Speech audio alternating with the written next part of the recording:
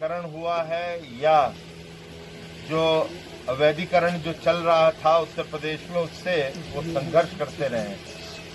आज जो एक मिसाल है, उन्होंने मिसाल अपनी शहीद होते हुए मिसाल भी रखी है, हम सबको प्रेरणा भी दी है। मगर इस दुखद घड़ी में मैं ज़्यादा ना बोलते हुए, मगर मुख्यमंत्री जी ने कल रात्रि मुझे कोई 11:30 बजे उन्होंने कहा कि सिद्धार्थ जी आप कृपा करके कल हंडिया जाएं, परिवार से भी मिलें और परिवार के बीच में बातचीत करें।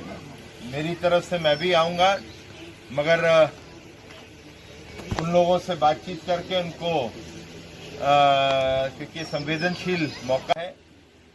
एक असाधारण एक पेंशन भी होती है सरकार ने, जब से योगी जी की सरकार आई है, उसके अंदर जो भी उनके जीते हुए नौकरी करते समय उनको जो एक सैलरी मिलती, सैलरी के साथ कोई प्रमोशन होती तो उसमें भी सैलरी की जो वृद्धि होती है वो भी उनको दी जाएगी और वो रिटायरमेंट के बाद वो पेंशन के रूप में बन के इनकी मदद में दिया जाएगा।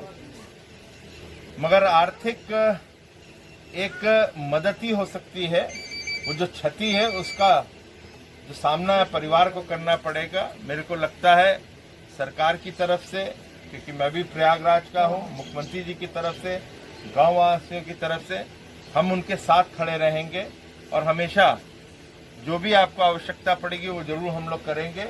आपने मुझसे अभी कहा, मैंने डीएम साहब भी हमारे आए हैं, कप्तान साहब भी आए हैं, तो एक पता चला यहाँ पे एक जमीन है, उनके नाम पर एक खेल मैदान उनकी स्मृति में बनाने का निर्णय भी हुआ है।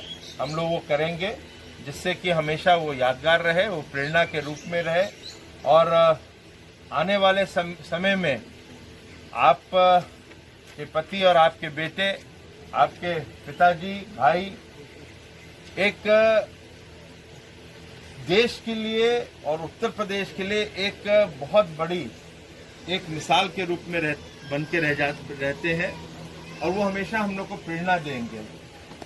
जीवन तो आएगा जाएगा, मगर ये जो मौका होता है ये सबको नसीब में नहीं होता जो देश के लिए कुर्बान होते हैं। मगर जो क्षति है आपकी, उस क्षति में हम लोग कुछ थोड़ा बहुत सहयोग कर सकते हैं, आपके साथ जरूर खड़े हैं। मैं अपनी तरफ से आपको और माता जी आपको, सरकार ने बहुत छोटी सी एक चीज की है, वो उसका एक प्रमाण पत्र होता है, वो जरूर दे दीजिएगा। मगर वो एक शहीद की जो एक शहादत होता है उसके सामने कुछ भी नहीं है, बहुत छोटी सी चीज है, लेकिन आने वाले समय में उससे मदद मिलती है परिवार को। तो 1 करोड़ रुपया, जिसमें कल ही उनकी धर्मपत्नी के नाम पे 80 लाख रुपए। सर, कल मुख्यमंत्री जी ने मुझसे कहा रात में कि आप प्रयागराज जाएं, हंडिया जाएं और शहीद नेबूलाल जी के परिवार से मिलें और उनको 1 करोड़ रुपए की सहायता एक कोष से उनकी मदद की जा रही है और 80 लाख रुपए उनकी धर्मपत्नी को दिया गया है और 20 लाख रुपए उनके पिताजी को दिया गया है। और ये एक शहादत है, कोई शहादत साधारण नहीं है। ये इसके लिए पूरी की पूरी जो सरकार है और मुख्यमंत्री जी स्वयं इस परिवार के साथ, नेबूलाल जी के परिवार के साथ खड़े हैं।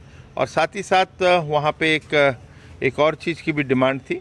वो डिमांड ये थी कि उनके नाम पर या उनकी स्मृति में एक खेलकूद का मैदान भी तैयार होना चाहिए उस गांव में, तो उसकी भी आज स्वीकृति दी है, तो वो भी अब तैयार किया जाएगा।